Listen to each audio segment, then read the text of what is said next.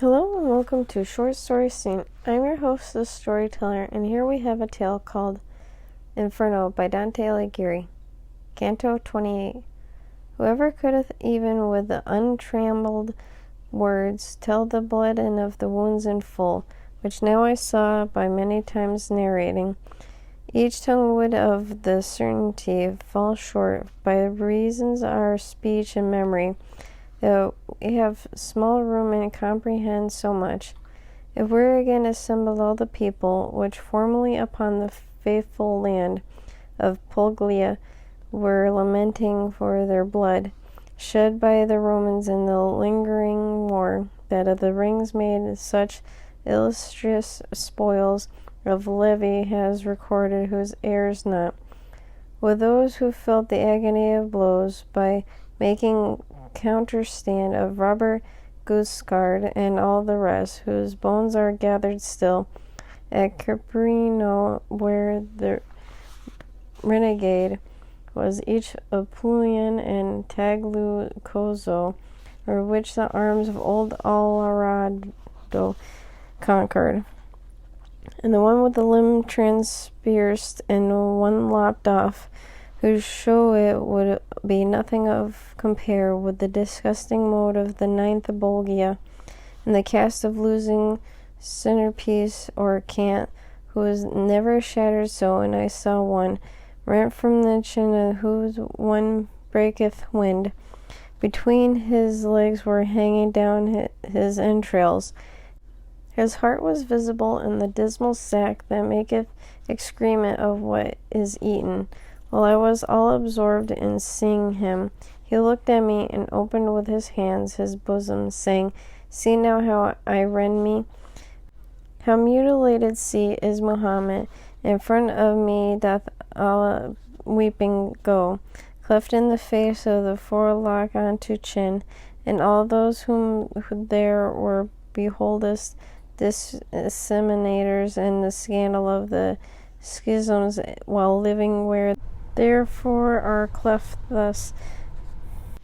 A devil is behind her who doth cleave us thus cruel unto the Phaeacian's edge, and putting again each one of all this ream, when we go gone around the doleful road, by reasons of our wounds are closed again, ere anyone in front of him repass. But who art thou that mustest on the crag and perchance the postpone going to the pain that is a judgment upon thine accusations?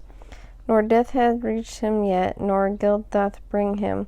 by master replied to the tormented, but to procure him full experience. Me who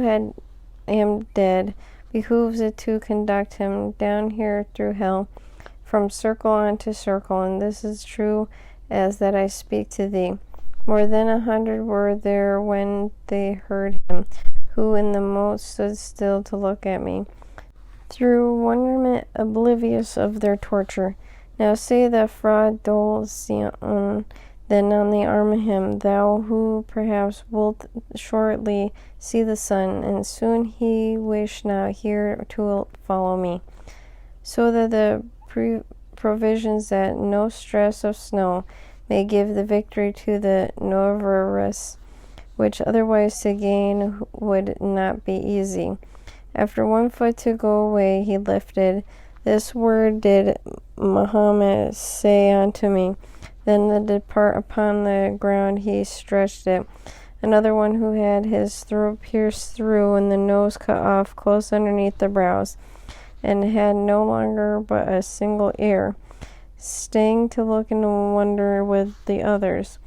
Before the others did his gullet open, which outwardly was red in every part, and said, O thou whom guilt doth not condemn, and whom I once saw up in Latian land, and unless too great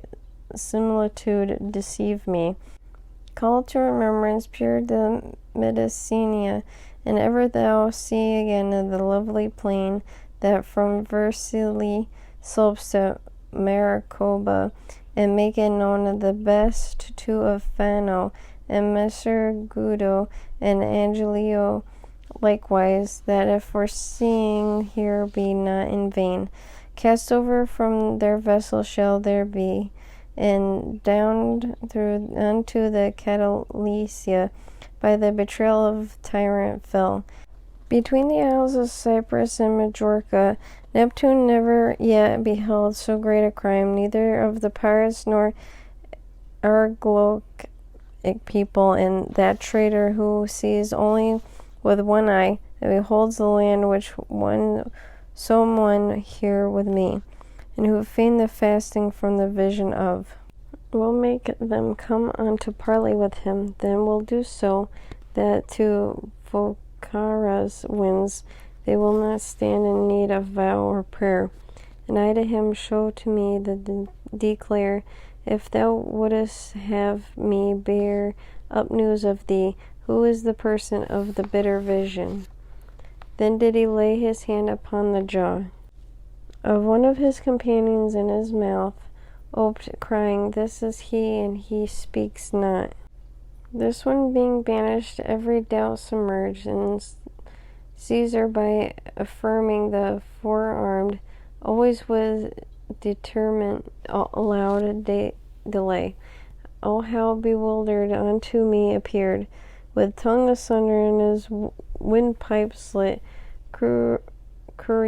who is speaking, was so bold, and one who both his hands deserved had the stumps uplifting through the murky air, so that the blood made horrible his face, cried out, thou shalt remember Masca also, who said, alas, a thing done has an end, which was in the ill seed of the Tuscan people, the death unto thine race, and thereto I added, whence he, accumulating woe on woe, departed like a person sad and crazed. But I remained to look upon the crowd, and saw a thing which I should be afraid, without some further proof even to recount, if it were not to the conscience reassures me, that good companion which emboldens man, and beneath the hauberk of the feeling pure, I truly saw, and still I seem to see it, a trunk without a head, walk in like manner, as walked the others of the mournful herd, and by the hair of the hell the head deserved, hung from the hand in fashion of a lantern, that upon us gazed and said, oh me, it myself made itself a lamp, and they were two in one, and one in two. How that can be, and he knows who so ordains it. When it was come close to the bridge's foot, it lifted high the arm with all the head, and bring more closely unto us its words, which were, behold now the sore penalty. Though who doth breathing go, the dead beholding, behold if any be as great as this, and so thou may carry news to me. Now the Bertram day born am I, and the same who gave the young king the evil comfort,